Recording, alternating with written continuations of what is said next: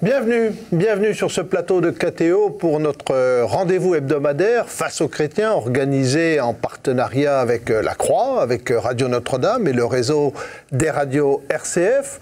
Nous accueillons aujourd'hui Florian Philippot. Florian Philippot est vice-président du Front National, tête de liste aux élections européennes dans la région Est. Et ce rendez-vous avec Florian Philippot s'inscrit dans une série de rencontres et d'interviews consacrées aux élections européennes. Florian Philippot, bonjour. Bonjour. Alors, on va parler de l'Europe, bien évidemment, de ce que vous pensez de l'Europe, des défauts que vous lui trouvez, de qualités peut-être que vous lui trouvez, et comment aussi faire aimer cette Europe par les Français. Alors, vous allez être interrogé par trois journalistes, Laurent de Boissieu de la Croix, Louis Dauphren de Radio Notre-Dame et Romain Masneau de RCF. Bonjour. Alors, je voudrais d'abord vous poser une question.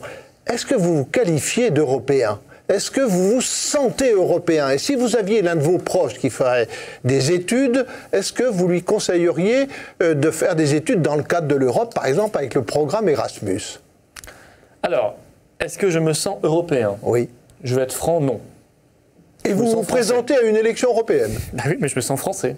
Ah, je me sens français et j'aime beaucoup aller découvrir les autres, vous voyez, les autres cultures, les autres pays. J'adore aller dans les pays européens, mais pas simplement d'ailleurs. J'aime bien découvrir ce qui fait le sel de chaque nation, de chaque civilisation, de chaque langue. Voilà, c'est ça qui m'intéresse. C'est justement la diversité qui m'intéresse. Maintenant, est-ce que je me sens européen? Alors, qu'est-ce que ça voudrait dire d'ailleurs? Au sens de l'Union européenne, donc européiste plutôt? Certainement pas.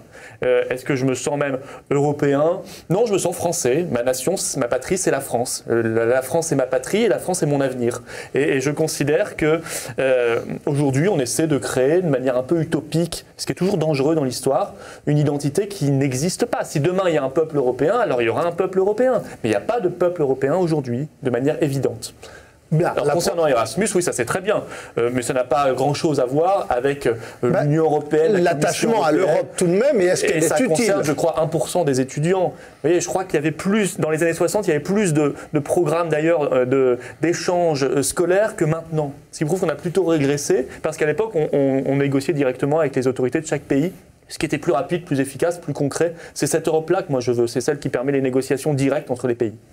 Une première question de Louis Dauphren de Radio Notre-Dame. Est-ce qu'il n'y a pas là une réaction un peu d'enfant gâté? Parce qu'on ne peut pas nier quand même que l'Europe représente un espace de liberté et de sécurité pour des populations qui vivent ensemble autour de valeurs communes, qu'envient quand même beaucoup de populations dans le monde. Et l'immigration que vous combattez atteste même de l'attrait que représente l'Union européenne, parce qu'on a envie d'y aller. Si on va à Lampedusa ou en Méditerranée, il y a bien des peuples entiers, des populations qui vont vers l'Union européenne. Donc elle attire. Et vous nous dites au contraire, non, c'est de la répulsion. Non, mais attendez, l'Union européenne, pour moi, ça n'a strictement rien à voir avec ce que vous dites. Je veux dire, ce qui attire, ce sont les pays riches et prospères. Je veux dire, le Canada aussi attire en matière d'immigration, les États-Unis et d'autres pays, bien évidemment.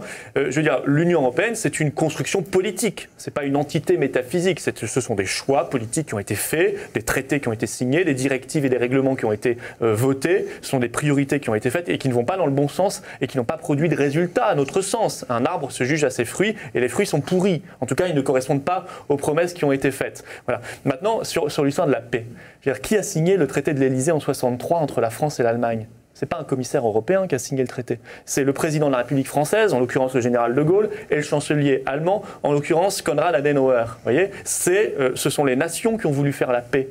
Et ça n'a strictement rien à voir, encore une fois, avec une entité supranationale qui produit du droit et qui aujourd'hui d'ailleurs m'inquiète parce qu'elle produit des tensions entre les nations.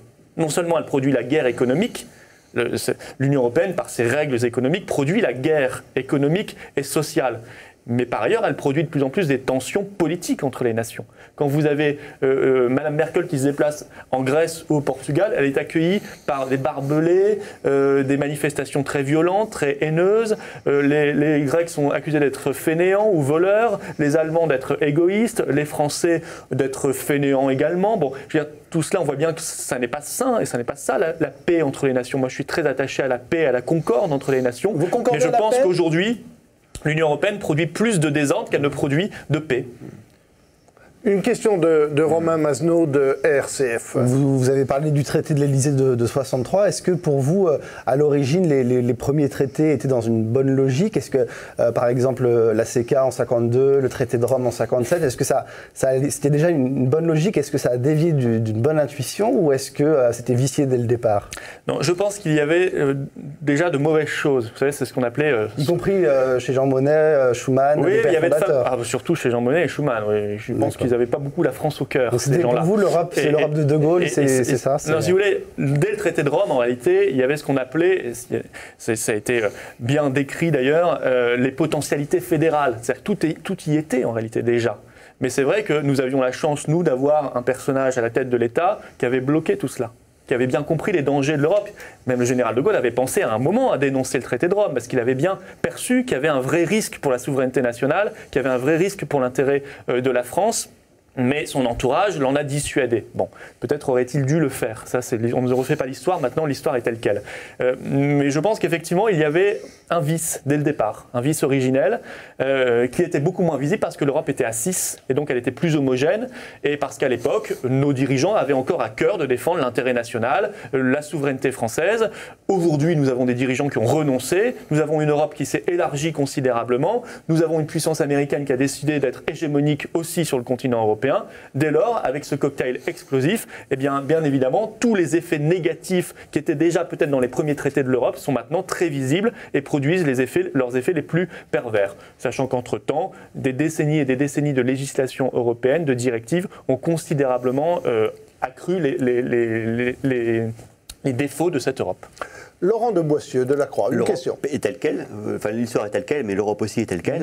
Il y a des élections européennes qui arrivent. Les grands partis politiques européens ont présenté un candidat avant le scrutin pour la présidence de la Commission européenne. Oui. Vous, parti nationaliste, patriote, on peut répondre que vous voulez, vous n'êtes pas parvenu avec les autres partenaires européens que vous espérez avoir au Parlement européen à avoir un candidat pour cette Commission européenne. Pourquoi? Et est-ce que vous ne passez pas à côté de l'enjeu, cette fois-ci, de l'élection? Mais nous ne voulons surtout pas avoir de candidat à la tête de la Commission européenne. Nous dénions toute légitimité à la Commission européenne. Mais elle existe actuellement. Oui, d'accord, elle existe, mais pensez-vous que le fait que ce soit M. Juncker ou M. Schulz ou M. Verhofstadt ou M. Beauvais à la tête de la Commission européenne, ça change quoi que ce soit? Vous déniez toute légitimité au Parlement européen aussi, au Parlement européen. La Commission européenne, elle est régie par les textes. Et vous mettez n'importe qui à la tête de la Commission européenne, il appliquera exactement la même politique. Je trouve qu'il y a une forme de... On se moque des électeurs en leur faisant croire qu'on va changer la politique de l'Europe en changeant la tête de sa commission, la commission de Bruxelles. Tout cela n'a évidemment aucun sens. On élit un super technocrate qui mènera exactement la politique qui est prévue d'être menée, c'est-à-dire la politique des traités. D'autant que M. Schulz ou M. Verhofstadt ou M. Juncker...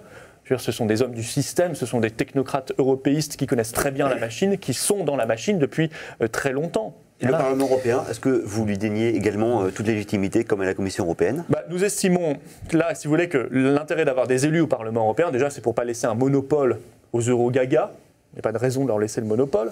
Ensuite, parce que nous pouvons peser concrètement, essayer de limiter les dégâts. Par exemple, on pourra peser pour éviter les futurs élargissements de l'Europe aux Balkans ou à la Turquie, alors que Sarkozy a continué d'ouvrir des chapitres de négociation avec la Turquie, comme François Hollande. Mais comment vous n'aurez pas de majorité? On va essayer de lutter contre le traité transatlantique, peut-être qu'on en reparlera, qui est en train d'être négocié avec les États-Unis, qui est dévastateur. Si, on pourra peut-être créer des majorités de circonstances. Nous ne sommes pas les seuls patriotes, nous ne sommes pas les seuls à être opposés, par exemple, au traité transatlantique, et tant mieux, ça permettra d'avoir une majorité. Avec la gauche de la gauche? Mais pourquoi pas? Vous êtes prêt à voter les mêmes choses? Moi, j'ai fait la campagne du non en 2005, il y avait une majorité plurielle, mais ça a permis la victoire du non, et tant mieux, le non à la Constitution européenne par référendum à l'époque.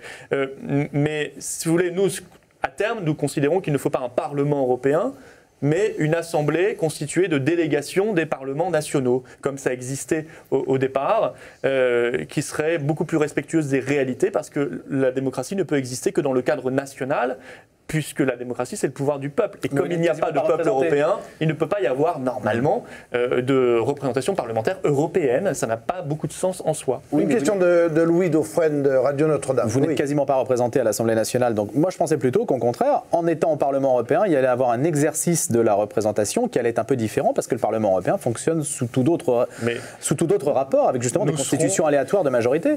Nous serons présents au Parlement européen, effectivement, massivement. Et aujourd'hui, on nous explique au Parlement Parlement européen, c'est moderne parce que c'est le consensus. Évidemment que c'est le consensus, ils sont tous d'accord. Entre PPE et PSE, les deux grands partis, un peu UMP et PS, ça ne peut être que le consensus. Ils votent ensemble toutes les directives quasiment, ou 97%, mais là, ce ne sera plus le consensus. Il y aura une vraie opposition. Il y a un tant mieux. Sur quel sujet allez-vous attaquer ? Je vous dis sur les priorités que déjà là immédiates, par exemple les élargissements à venir. Nous sommes contre tout nouvel élargissement de l'Union européenne, alors qu'on est en train de négocier pour faire entrer la Macédoine, l'Albanie, le Kosovo même, et demain la Turquie, plus vite qu'on ne le croit d'ailleurs, ou même l'Ukraine, puisque j'ai vu que des promesses complètement dingues avaient été faites aux nouvelles autorités pas encore légale de l'Ukraine. Bon, et puis nous nous battrons contre le traité transatlantique, parce que ça aussi c'est l'urgence. Déjà, nous avons déjà voté contre au Parlement européen, contrairement à l'UMP et au Parti socialiste qui ont voté pour, mais nous nous battrons férocement contre ce traité. Le PS fait campagne contre également. Aujourd'hui, il faut l'expliquer. Alors, il faut que le PS l'explique au gouvernement français socialiste, qui lui négocie dans un sens favorable à ce traité. Donc, on voit qu'il y a un espèce d'enfumage, encore une fois, électoral de la part du PS, qui a voté pour au Parlement européen, qui a un gouvernement qui le soutient et qui fait croire en pleine campagne électorale, quelques semaines avant les élections, qu'il est contre. Tout cela, c'est encore une fois se moquer des électeurs. Non, le PS est pour. De toute façon, il est logique qu'il soit pour, parce que c'est la philosophie de libre-échange total qui est celle de l'Union européenne et que le PS comme l'UMP a toujours soutenu. Voilà. Donc ça, ce seront quelques combats, puis le combat pour la souveraineté nationale. Essayer d'arracher les pouvoirs qui ont été donnés à des gens non élus et qui sont sous l'influence de lobbies néfastes pour redonner ce pouvoir au peuple, qui est le seul souverain. Une question de Romain Masneau de RCF. Pour prendre un autre sujet, la PAC, la politique agricole commune, dans votre programme, vous expliquez qu'elle est responsable de l'affaiblissement de l'agriculture française. Vous savez bien pourtant que l'agriculture française est la première bénéficiaire de la PAC. Comment on peut dire ça dans un tel programme? Nous disons que la PAC, telle qu'elle a été réformée, notamment depuis 1992, puis elle n'a eu de cesse d'être réformée, est devenue de moins en moins avantageuse pour l'agriculture française, qu'elle a créé en plus des injustices et qu'aujourd'hui elle est en voie de démantèlement. Alors là aussi, ça me permet, je vous remercie de votre question, ça me permet de clarifier des choses. On nous explique, on bénéficie beaucoup de l'argent de l'Europe, et notamment pour la PAC en France. La PAC, c'est presque 10 milliards par an, et globalement, l'argent de l'Europe que la France reçoit, c'est 13 milliards par an, un peu moins. Sauf qu'on oublie toujours de dire que cet argent, il ne tombe pas du ciel. Il n'est pas créé par les commissaires européens qui tournent une machine. Cet argent, il vient de la poche du contribuable français, puisque chaque année, la France verse 20 milliards d'euros à l'Europe, au budget européen, qui nous en rend 13. Donc au passage, on en perd 7, 20 moins 13. On perd 7 milliards au passage. Dans les 13, il y a la PAC. Donc nous disons qu'il faut donner directement l'argent, sans passer par l'intermédiaire bruxellois, de la France, de l'État français, vers ceux qui en bénéficient aujourd'hui, notamment nos agriculteurs, qui pourront en bénéficier plus et mieux et plus juste. C'est pour ça que la nationalisation de la PAC serait aujourd'hui très avantageuse pour notre agriculture. D'autant que la PAC sera, elle, totalement démantelée quand nous aurons, si jamais il passe malheureusement, quand nous aurons voté et ratifié le traité transatlantique qui prévoit de faire tomber les dernières barrières douanières agricoles. Aujourd'hui, il y a des barrières douanières à hauteur de 14% par rapport aux États-Unis. Il est prévu de les ramener à moins de 5%. Depuis 20 minutes, là, vous critiquez l'Europe. Qu'est-ce que vous trouvez de positif dans cette Europe ? En quoi elle vous attire ? Qu'est-ce que vous trouvez de bien dans cette Union européenne ? Dans l'Union européenne, oui. Rien. Bon. Rien. Dans l'Europe, j'adore beaucoup de choses, plein de choses. Et rien dans l'Union européenne. Depuis 50 ans, depuis 50 ans, non, enfin là on parle, Julien, de l'Union européenne telle qu'elle est aujourd'hui. Oui. Non, je pense que l'Union européenne est un échec total, que c'est en plus une machine oligarchique, totalement antidémocratique. Et ça devrait scandaliser ceux qui nous parlent de la démocratie en permanence, qui donnent des leçons de démocratie et de droits de l'homme en permanence, devraient s'offusquer que ici, chez nous, on ne respecte plus la démocratie, on fasse annuler des référendums, comme on l'a fait sur la Constitution européenne, comme on l'a fait en Grèce, où les autorités grecques, en 2011, ont été sommées d'annuler un référendum sur l'euro. Tout cela est scandaleux. C'est un véritable scandale pour ceux qui sont attachés à la séparation des pouvoirs, à la démocratie, au pouvoir du peuple, à la souveraineté populaire, à la souveraineté nationale. Et puis ça ne fonctionne pas. J'ai dit, ça crée des tensions entre les nations. Ça ne marche pas économiquement et industriellement, si ce n'est en partie pour l'Allemagne, parce qu'elle a notamment une monnaie qui est adaptée à son économie. Mais pour les autres pays, ça ne fonctionne pas du tout. Et c'est le trou noir de la croissance mondiale aujourd'hui, l'Union européenne. C'est la zone du monde qui fait le moins de croissance. Que dites-vous à ceux qui disent que l'Union européenne, ça n'est jamais que l'émanation de la souveraineté des nations, qui l'ont bien voulu ? Donc vous attaquez quelque chose qui en fait revient à nous attaquer nous-mêmes. Mais moi, je n'ai jamais fait de l'Union européenne, d'ailleurs, un bouc émissaire, comme on l'entend parfois. Les vrais responsables, ce sont nos gouvernements, personne d'autre. Ce sont nos gouvernements de droite et de gauche qui, depuis des années et des années, ont décidé, dans le dos des Français, de transférer la souveraineté de la France, d'aller toujours plus loin dans cette destruction européenne, parce que ce n'est pas une construction européenne, c'est une destruction européenne, et d'aller toujours plus loin dans cette voie. Ce sont eux les vrais responsables. Voilà. Mais quel est leur intérêt de perdre du pouvoir ? Je crois qu'ils sont... Parce qu'en fait, ça revient à perdre du pouvoir. Déjà, ça leur permet, vous voyez, juste avant les élections, de dire « c'est pas de ma faute, c'est de la faute à Bruxelles ». Ça, c'est très pratique pour l'UMP et le PS. C'est pas de ma faute si on a détruit les services publics, c'est Bruxelles qui m'a demandé. Non, c'est votre faute, parce que c'est vous qui avez signé les traités qui ont libéralisé les services publics, pour reprendre cet exemple. Et puis, je crois que c'est une idéologie, c'est quasiment une religion pour eux. Vous voyez, c'est une religion qui a ses dogmes, qui a son credo, qui a ses grands prêtres. On les voit à longueur de journée sur les plateaux de télévision, qui vous somment aussi d'adorer l'Europe, comme on adore une divinité. Et même les termes, la sémantique est révélatrice. Moi, j'ai entendu François Bayrou dire « les Européens ou les Français n'ont plus foi en l'Europe ». C'est révélateur, le mot « foi ». C'est une religion. Ou quand M. Draghi, je crois, nous explique « l'euro, c'est pour l'éternité ». Amen. Voilà, amen. C'est ce qu'on nous demande de dire. Non, nous disons c'est un choix politique, un objet politique, et il faut pouvoir le débattre parce que nous sommes en démocratie. Une question de Laurent de Boissieu de La Croix. Vous avez déclaré que si Henri Guénaud écoutait son cœur, il serait déjà avec vous, avec Marine Le Pen. Je vais vous citer trois très courtes citations d'Henri Guénaud. Le droit du sol est un principe absolument fondamental. La disparition absolue du droit du sol et l'absolutisme de la préférence nationale, j'y suis opposé. Et si on supprime l'aide médicale d'État qui est destinée aux étrangers en situation irrégulière, il faut dire par quoi on la remplace. Donc voilà 3 points sur lesquels Henri Guénaud est opposé à votre programme. Est-ce que votre appel aux patriotes, à tous les patriotes, parce que c'est ce que vous faites pour les élections européennes, ne se heurte pas à d'autres aspects de votre programme que les seules questions européennes et économiques ? Non, mais je veux dire, quand je dis s'il écoutait son cœur, il nous rejoindrait parce que je sais qu'au fond de lui-même, Henri Guénaud est attaché à la France. Et je pense que c'est très sincère. On peut être attaché à la France sans être pour la disparition du droit du sol. D'accord. Non, mais je veux dire, premier raisonnement. Or, aujourd'hui, l'UMP et le PS mènent des politiques qui font du mal à la France. Je ne dis pas qu'il n'y a pas chez eux des patriotes, pas du tout. Mais je dis que concrètement, quand je juge encore une fois l'arbre à ses fruits, les fruits sont nocifs, toxiques pour la France et lui font beaucoup de mal, et beaucoup de mal au peuple français. Bon, donc Henri Guénaud, à mon sens, ne peut pas rester dans ce type de parti. Et d'ailleurs, on lui demande de partir aujourd'hui. Très clairement, Alain Juppé et Jean-François Copé, c'est au moins, ça a un intérêt, c'est la grande clarification. Il lui a été demandé de quitter l'UMP. Auparavant, les souverainistes avaient encore le droit d'enfumer. Ils n'avaient déjà plus aucune prise sur la ligne réelle politique de l'UMP, bien évidemment. Maintenant, ils n'ont même plus le droit de parler. Ils ont juste le droit de partir. Voilà. Mais pour le reste, Henri Guénaud, oui, il pourrait très bien nous rejoindre sans être d'accord sur tout. Bah oui, bien sûr. C'est ce qu'on appelle un rassemblement. Enfin, ce sont les fondamentaux historiques du FN. Ce sont des points importants, mais chacun jugera aussi quels sont les points prioritaires aujourd'hui dans la crise que nous traversons. Et peut-être que la première des priorités, c'est de retrouver la maîtrise de notre destin. Et en cela, on serait d'accord avec Henri Guénaud. Mais vous voyez, je ne lui lance même pas l'appel, on l'a déjà fait. Je pense qu'il ne répondra pas positivement, malheureusement, pour des raisons qui m'échappent un peu. Mais peut-être qu'il va mûrir sa réflexion et qu'un jour, lui et d'autres, parce qu'il y a beaucoup de monde qui peuvent se reconnaître encore dans un discours souverainiste et qui votent encore à l'UMP, viendront parce qu'ils estimeront qu'il y a urgence. Eh bien, nous allons marquer une courte pause dans ce débat avec Florian Philippot. Nous parlerons de l'Europe que vous voulez faire, de ce que vous voulez faire au sein de ce Parlement européen où vous êtes candidat. Et nous nous retrouvons avec nos confrères dans un court instant. À tout de suite.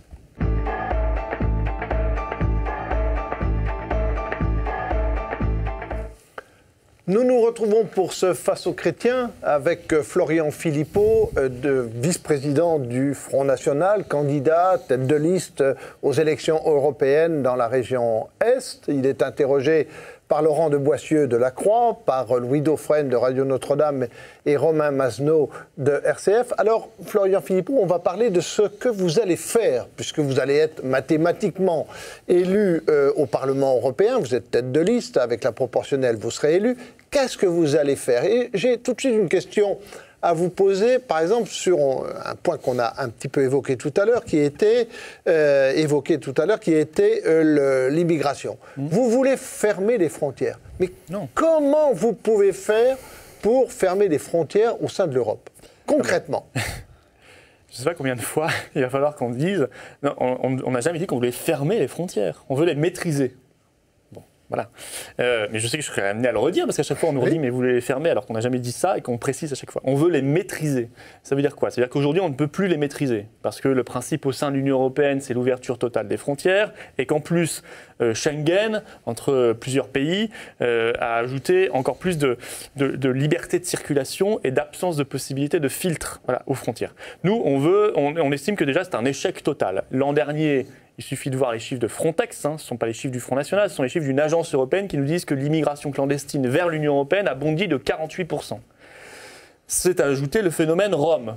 Pourquoi? Parce qu'il y a l'ouverture totale des frontières et il y a eu en même temps l'élargissement de l'Union européenne à l'Est de manière complètement déraisonnable, encore une fois soutenu par l'UMP comme le Parti socialiste, vers la Roumanie et la Bulgarie en 2007. Et ces deux pays-là sont devenus membres à part entière de l'Union européenne depuis le 1er janvier dernier. Bref, on veut pouvoir retrouver des frontières nationales, comme 95% des pays du monde. Encore une fois, la norme, ce sont les frontières, ça n'est pas l'absence de frontières dans le monde, pour non pas les fermer, mais pouvoir les maîtriser. Mais alors, ma question, Florian Philippot, c'était comment faire pour maîtriser ces frontières? Qu'est-ce que vous pouvez faire au sein du Parlement européen et qu'allez-vous faire? C'est ça ma question. La décision ne se prendra pas au sein du Parlement européen. Au sein du Parlement européen, on pourra essayer de faire capoter tout ce qui éventuellement se traduirait par encore plus d'immigration ou encore plus d'ouverture des frontières. Ça oui, on pourra surtout faire entendre la voix de ceux qui réclament autre chose. On aura une caisse de résonance beaucoup plus importante. Mais c'est vrai que c'est au niveau national que cette décision se prendra.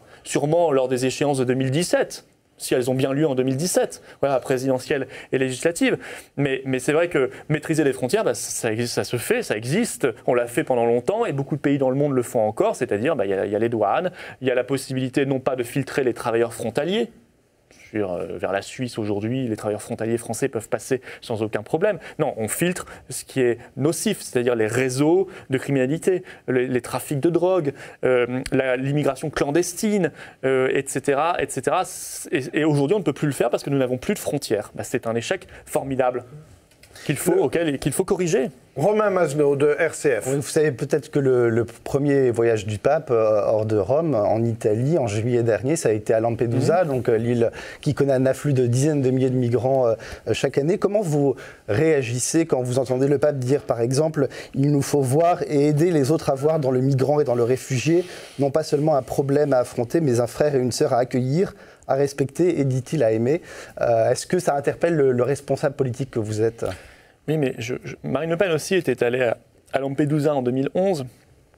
Et c'est un problème qui est évidemment gravissime. Mais, vous voyez, moi je crois par exemple à l'asile politique. Je pense qu'effectivement, quand quelqu'un est persécuté pour des raisons politiques, le devoir d'un pays comme la France, c'est de l'accueillir. Bon. Et nous sommes pour, au-delà de l'asile, restreindre l'immigration légale à 10 000 par an. Aujourd'hui, c'est 200 000 par an, plus l'immigration clandestine, etc. Mais quand je dis l'asile politique, c'est le vrai asile politique. Ce n'est pas l'asile détourné comme il l'est aujourd'hui à des fins d'immigration clandestine, où on estime que n'importe qui peut demander l'asile. L'asile, c'est précis et ça concerne normalement les persécutions politiques. Voilà, donc je veux dire, j'entends cette phrase, mais ce que je dis aussi, c'est que cette phrase n'a plus beaucoup de sens quand l'immigration est massifiée à ce point. Quand on accueille autant de monde. Et non seulement ça n'est pas ce que nos peuples souhaitent, ça n'est pas souhaitable non plus pour les migrants qui viennent. On les met où? Dans les cul-de-sac de nos banlieues? Dans les bidonvilles? On les met où? Que leur propose-t-on? Quel emploi a-t-on à leur donner? Ce sont des questions qui se posent. Dans un pays où il y a déjà 9 millions de pauvres et 5 millions de chômeurs, est-ce véritablement charitable et humain même de continuer à accueillir autant de monde au péril de leur vie? Parce que le signal que nous lançons à tous ces migrants du monde entier, et notamment en Afrique, c'est de leur dire venez en Europe, parce que de toute façon vous pourrez venir, il n'y a pas de contrôle ou quasiment pas, et puis vous bénéficierez de telle ou telle aide sociale, notamment en France. Et sauf que la traversée n'est jamais indolore, voilà, et qu'il y a toujours un risque même pour sa propre vie et la vie de sa famille. Bien, ce qu'on voit là, c'est le drame de l'immigration non maîtrisée. Ce qu'on entend chaque jour quasiment malheureusement, c'est-à-dire des drames, des naufrages, des drames humains terrifiants, eh bien c'est le résultat d'une politique, d'un signal qui est envoyé, venez chez nous. non, ne venez pas chez nous. Ça, c'est ce que vous disent les grands patrons. Voilà, c'est la politique impulsée par le grand patronat qui a besoin de main-d'œuvre docile, de main-d'œuvre bon marché, de main-d'œuvre qui permettra de faire pression à la baisse sur les salaires. Ça n'est pas souhaitable, ni pour eux, ni pour nous. Ce qui n'empêche pas d'avoir dans son cœur, je veux dire, l'élan de solidarité et de fraternité. On l'a tous. Sauf qu'à vouloir être fraternel avec la terre entière sans l'être, avec ses propres voisins, avec son propre peuple, en réalité, on ne fait pas acte de fraternité.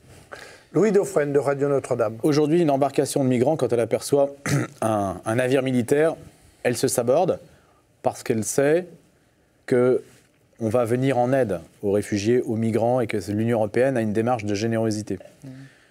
Vous, qu'est-ce que vous faites? Qu'est-ce que vous diriez au navire militaire qui aperçoit une embarcation de migrants? Vous lui dites, on vient en aide, on la coule, on la refoule, qu'est-ce qu'on fait? Non mais qu'est-ce qu'on fait? Je crois que votre question... Non mais... Bon, votre question me semble absolument évidente. Quand on voit les gens qui sont en danger de mort, on les aide. Donc vous faites ce qu'on fait aujourd'hui? Évidemment, on les aide, mais simplement, là, c'est pas une politique, ce dont vous me parlez. Ça, c'est comme on voit quelqu'un dans la rue qui est en train de mourir, on l'aide. On ne se pose pas la question de sa nationalité ou quoi que ce soit. Je veux dire, ça, là, on est humain. S'il y avait une décision politique à prendre... Mais la décision politique, elle est à prendre en amont pour éviter que ce genre d'embarcation ne vienne et que ces gens prennent des risques inconsidérés. Et même au-delà des embarcations, ça c'est l'immigration clandestine, mais même au-delà de ça, pour réduire considérablement l'immigration légale vers la France et vers l'Europe, ce sont des choix politiques qui sont pris en amont, ce qui nous permettra d'éviter ce genre de cas, ce genre de situation dramatique à gérer. Mais apparemment, ce flux aujourd'hui n'est absolument pas régulé. Mais c'est normal. Semble pouvoir l'éviter. Mais c'est normal, puisque vous lisez les rapports de la Commission européenne, elle vous explique qu'on a besoin de 50 millions d'immigrés supplémentaires d'ici 2050. Voilà, puisqu'ils ont renoncé à toute politique familiale, à toute politique en soutien à la famille, à toute politique nataliste. Donc évidemment, ils préfèrent faire venir de l'immigration. Mais moi, je préfère faire une politique nataliste, une politique familiale, une politique de soutien aux familles, que cette politique d'immigration qui produit des drames humains. Et ça s'appelle un choix politique. Quand vous dites en amont, vous dites par exemple il aurait fallu maintenir Kadhafi parce que Kadhafi c'était un verrou qui aurait empêché les flux clandestins. Vous dites qu'il faut des régimes forts dans les pays pauvres parce que justement ça permet de verrouiller aussi les flux. Qu'est-ce que vous dites? Quelle est la part dans un monde idéal, j'aimerais qu'il y ait partout des démocraties qui respectent les droits de l'homme et que voilà. Bon, après il y a une réalité géopolitique aussi. En Libye, il y avait Kadhafi qui avait beaucoup de défauts. Hein. Et ce n'est pas nous qui l'avions reçu tapis rouge, c'était Nicolas Sarkozy, en l'occurrence, je crois, en 2008. Mais on nous a expliqué que la modernité, l'avenir, c'était les fameux rebelles. Sauf qu'on a oublié de nous dire à l'époque, mais nous avions informé les Français de cela, que ces rebelles, c'était des islamistes qui ont mis aujourd'hui en place en Libye la charia.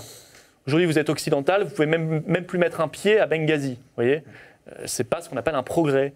Et effectivement, au passage, eh bien, la régulation de l'immigration qui venait vers l'Europe n'est plus faite, n'est plus assurée. Et ce qui s'est traduit par cette augmentation, je l'ai dit de l'année dernière, de 48% d'immigration clandestine. Alors, est-ce qu'on a fait le bon choix d'attaquer la Libye en 2011 ? Je ne le crois pas. Et nous avions à l'époque informé les Français et nous avions fait valoir notre position avec pas mal de courage, il faut le dire, parce que nous étions les seuls face à toute la caste politique pour dire cela. Ça ne voulait pas dire qu'on soutenait Kadhafi.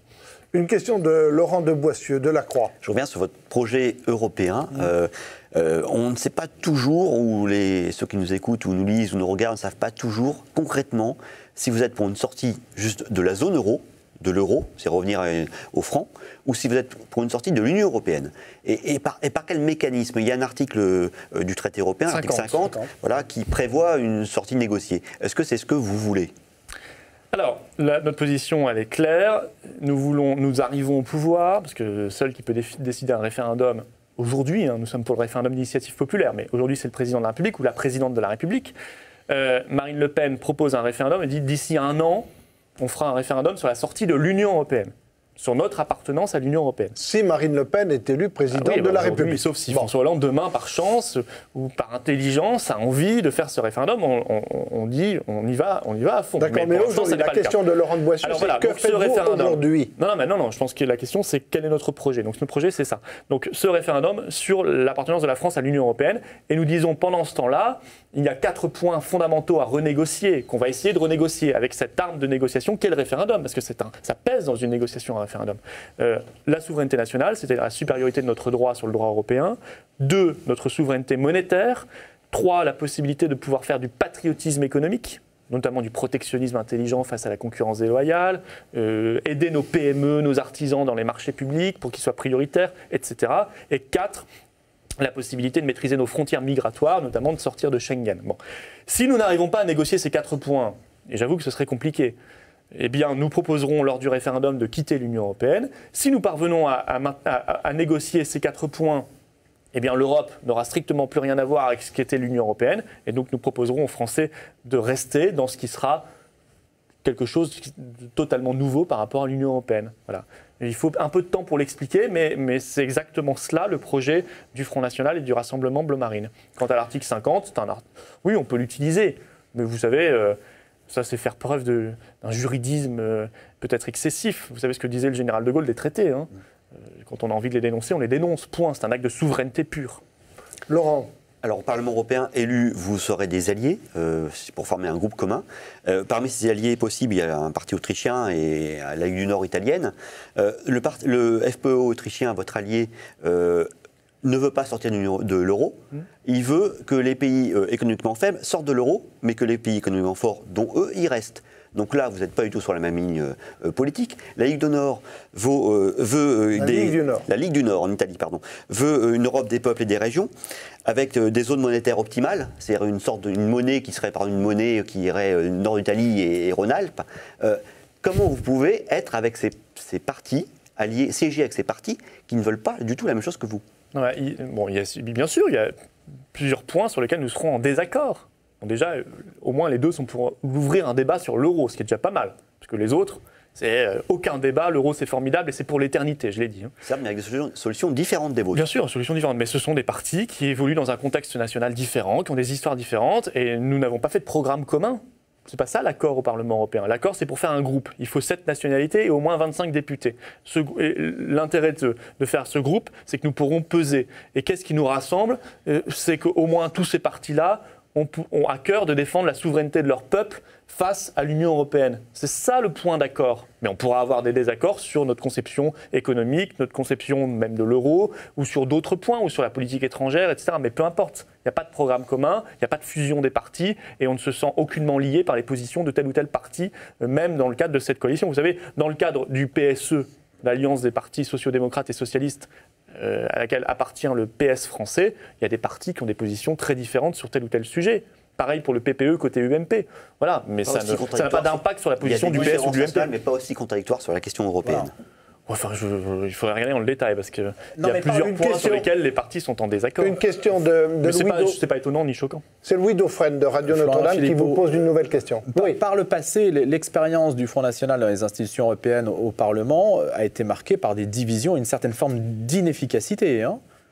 C'est-à-dire si on reprend par exemple les relations qu'il y a pu avoir par le passé avec le Vlaamsblok, entre FN et Vlaamsblok, où il y a eu des dissensions assez fortes, ou avec des partis allemands, il y a une difficulté à trouver une cohérence à l'échelle européenne. Et ça, c'est quand même ancien. Ça caractérise quand même l'action politique du Front National dans les institutions parlementaires européennes. C'est très ancien, parce que, en tout cas en 2009, il y avait 3 élus du Front National, il n'y avait pas de groupe, ils sont non inscrits. Voilà.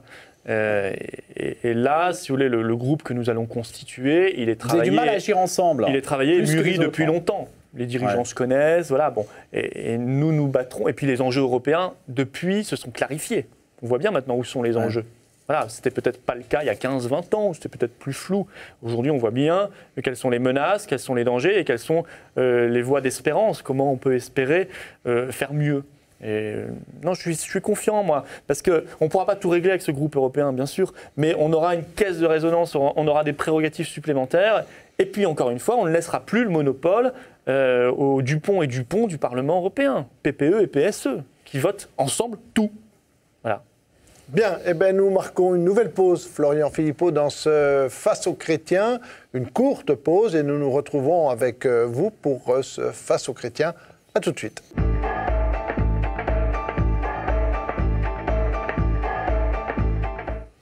Troisième partie de ce Face aux chrétiens spécial élection européenne avec notre invité Florian Philippot, vice-président du Front National et candidat tête de liste dans la région Est. Il est interrogé par Laurent de Boissieu de la Croix, Louis Dauphren de Radio Notre-Dame et Romain Mazenot de RCF. Nous parlons de l'Europe, nous allons continuer à en parler. Puis je voudrais tiens, tout de suite vous poser une question, Florian Philippot. Vous critiquez beaucoup l'Europe, et on l'a bien vu là depuis une demi-heure, trois quarts d'heure. Est-ce que vous n'êtes pas en train finalement d'encourager l'abstention ? Parce qu'il y a une espèce de contradiction pour vous, en tout cas une difficulté sûrement, à critiquer l'Europe et puis de se présenter à une élection. Les gens vont dire, si c'est ça, c'est pas la peine de se déplacer. Non, au contraire. Non, je pense que nous sommes les seuls à être capables de ramener des abstentionnistes aux urnes en disant, là, c'est le raisonnement que vous faites, il est utilisé par le gouvernement ou l'UMP en disant, aux élections européennes ne peuvent quasiment se présenter que des européistes convaincus. C'est trop facile, bien sûr. Évidemment, ils auront comme ça un monopole. Et ils espèrent ainsi créer de l'abstention parmi ceux qui doutent ou qui critiquent l'Union européenne. Nous disons, si vous êtes contre l'Union européenne telle qu'elle est, vous êtes pour la coopération saine, enrichissante entre les nations libres et souveraines, si vous êtes pour la France, attaché à la France, alors vous avez le devoir d'aller voter. Parce que chaque voix compte. C'est effectivement, vous l'avez dit, la proportionnelle. Chaque voix compte et vous aurez des avocats en toutes circonstances de la France et du peuple français au Parlement européen. Vous aurez la possibilité de vous faire entendre. Ne faites surtout pas ce chèque en blanc à ceux qui veulent la continuité. Parce que malgré toutes leurs promesses de campagne qu'ils refont tous les 5 ans à chaque élection européenne, l'UMP et le PS, c'est le parti de la continuité telle qu'elle est. Et évidemment, à chaque fois, ils nous disent on va changer l'Europe, on fera l'Europe sociale, l'Europe qui protège, blablabla. À chaque fois, ils nous font le coup et à chaque fois, et finalement, ils votent tous les traités qu'on leur demande de voter et toutes les directives, et donc ils sont pour la continuité telle qu'elle est. Eh bien, il faut des poils à gratter, même plus que cela au Parlement européen, et il n'y a que nous pour faire cela. Laurent de Boissieu, de la Croix. Vous disiez tout à l'heure que vous seriez prêt, notamment sur la question du traité transatlantique, de voter avec le front de gauche. Est-ce que finalement, sur cette question européenne et sur ces élections-là, vous n'êtes pas plus proche du front de gauche que de l'UMP ? Est-ce que si on fait des additions, ce n'est pas un bloc de droite UMP-FN qu'il faudra additionner, mais plutôt un bloc anti-austéritaire, eurosceptique, je ne sais pas comment on peut l'appeler, populiste, front de gauche, front national? Je crois que nous sommes les seuls en réalité à avoir une cohérence. L'UMP, j'ai dit dans les faits, il mène la même politique que le PS sur l'Europe. Et même aujourd'hui, on demande aux derniers souverainistes, gaullistes ou patriotes de l'UMP de le quitter. Bon. Le front de gauche, on peut se retrouver sur certaines positions. Par exemple, le non en 2005, déjà à l'époque. Mais je veux dire, sur le reste, ils sont quand même... c'est le flou artistique le plus total. On n'y comprend strictement rien. Est-ce qu'ils sont pour la souveraineté nationale? Comme ils ont un problème de fond avec la nation, ils ne répondent même pas à cette question-là. Parce que dans souveraineté nationale, il y a nationale. Alors déjà, ça leur pose un problème. 2, est-ce qu'ils sont pour les frontières migratoires? Certainement pas. Donc là, on a un vrai point de divergence. Ils sont pour l'immigration massive. Économique, ils ne disent même pas, parce que le mot frontière les dérange. Est-ce qu'ils sont pour ou contre l'euro? Alors là, c'est le grand n'importe quoi. Au front de gauche, on vous explique qu'on est pour et contre. Voilà. Il n'y a pas de position non plus claire. Enfin, ils ont fait une prise de position qui est on va essayer de renégocier et si on n'y arrive pas, on sort de l'euro. Donc ça, c'est le coup qu'on a fait depuis 15 ans. On va essayer de changer les statuts de la BCE. C'est un petit peu la vôtre sur l'Union européenne. On essaie de négocier et si on n'y arrive pas, oui, mais il y a l'arme du référendum et puis c'est des négociations sévères. Je veux dire, c'est pas faire croire aux gens qu'on pourra renégocier les statuts de la BCE alors que tout le monde sait que c'est faux, qu'on ne va pas les renégocier, qu'il faudrait pour cela une unanimité des 28 membres de l'Union européenne. C'est pareil pour vos négociations. Mais oui, c'est pour ça que j'ai dit que je n'étais pas très optimiste et que je pense que ça se traduirait par une sortie de l'Union européenne à l'issue de ce référendum. Mais deuxième point, on nous dit aussi l'euro est trop cher. Ça, tout le monde nous le dit maintenant. Monsieur Valls, Sapin, Draghi, au moins c'est bien parce qu'il y a 3 mois, ils nous disaient le contraire. L'euro est trop fort, il est trop cher. Et après, gros point d'interrogation. Que fait-on ? Puisque Mme Merkel vient de nous rappeler que l'euro fort protégeait la vigueur des exportations allemandes. Je la cite. Elle a raison, elle défend les intérêts de son propre pays. Mais nous, nos dirigeants politiques, comment défendent-ils les intérêts de leur pays, la France? Ils ne répondent pas à cette question. C'est problématique. En rappelant quand même que 95% des pays du monde, encore une fois, ont leur monnaie nationale. L'anomalie, c'est l'euro. Et ça ne marche pas. Il faut donc en tirer les conséquences.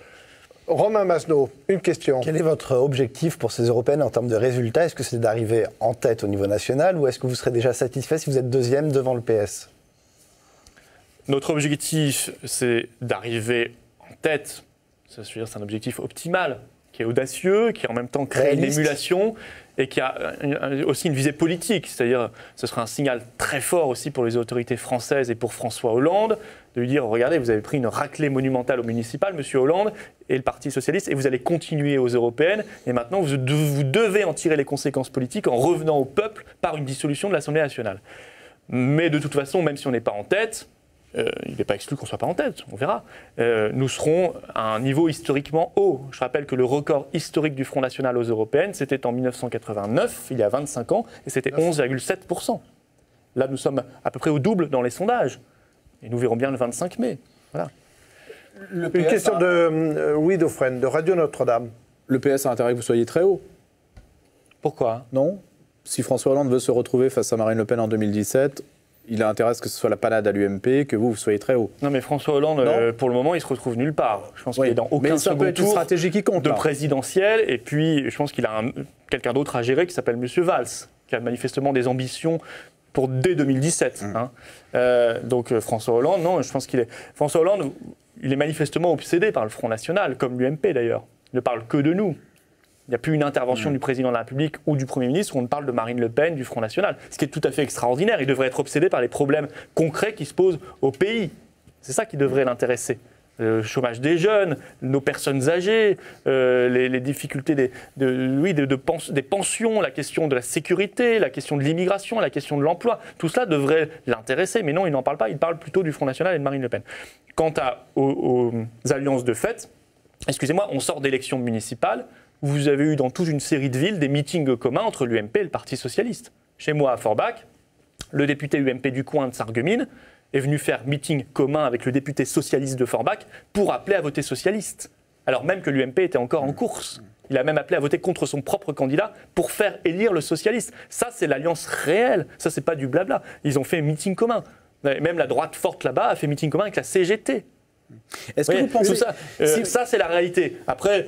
les histoires les petites sorties de M. Copé qui essaieraient de nous faire croire qu'il y a une alliance entre le PS et le FN, je veux dire, ça ne tient pas la route une seule seconde. Il suffit de voir la virulence avec laquelle le PS nous attaque. Si vous êtes face au PS en 2017, vous pensez que vous pouvez rassembler une majorité de Français ?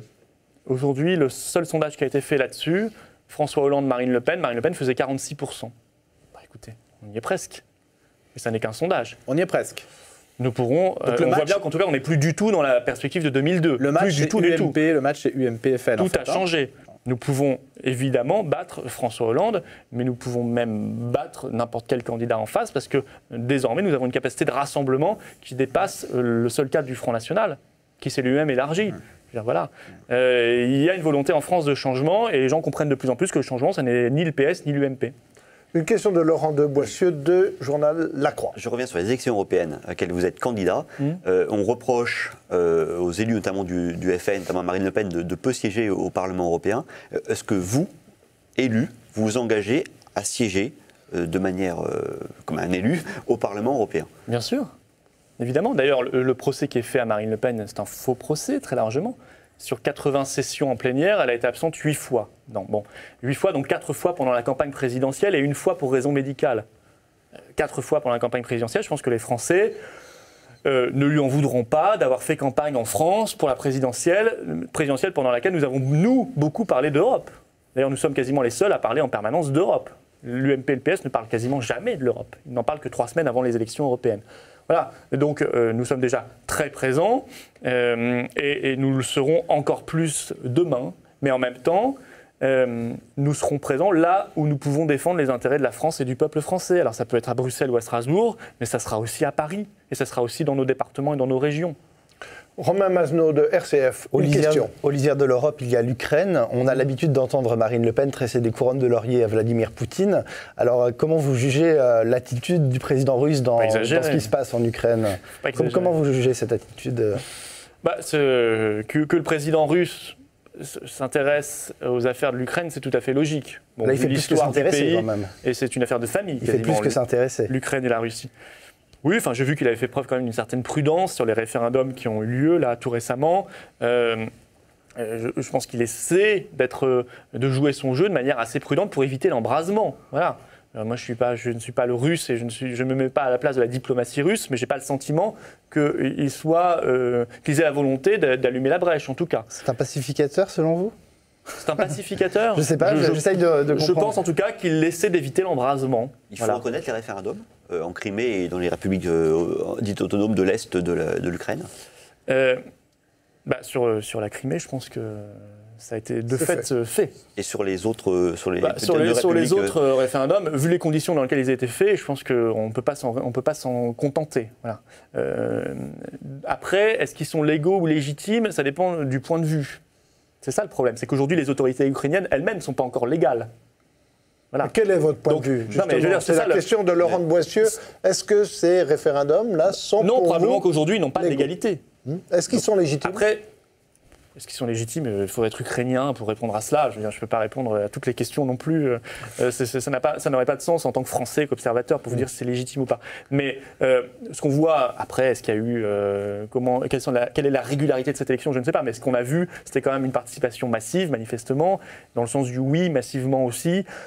Ce qui démontre que la solution que nous proposons, la solution politique d'une Ukraine fédérale, pour justement préserver l'unité de ce pays et éviter l'embrasement, est certainement la bonne. Là, vous êtes pour le fédéralisme. Le fédéralisme est probablement adapté aux États-Unis, probablement adapté à l'Allemagne. Il ne l'est pas à la France, il peut l'être à l'Ukraine. Sur tout ça, ça dépend il n'y a pas de modèle uniforme à calquer sur l'ensemble des pays du monde. Ça dépend des circonstances et de l'histoire de chaque pays. Louis Dauphren, une question de Radio Notre-Dame. C'est Conchita qui a gagné le concours de l'Eurovision. Vous avez peut-être regardé, je ne sais pas. Non, je n'ai pas regardé. Qu'est-ce que vous en pensez? Ça a été perçu comme étant un signe envoyé en faveur de la lutte contre les discriminations dont les personnes